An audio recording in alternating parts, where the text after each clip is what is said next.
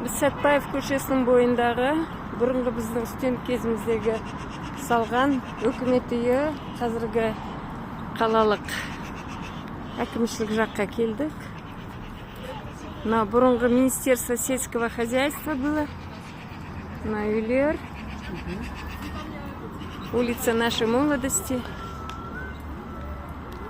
Мына жерде мынандай кафе ашып қойған. Диско деген. Мынау біздің қазіргі қазақ Алматы әкімшілігінің ғимараты.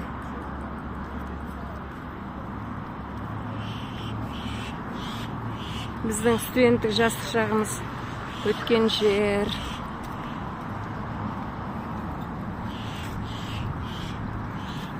Біз балалармен, немерелермен, қызымызбен қыдырып келдік.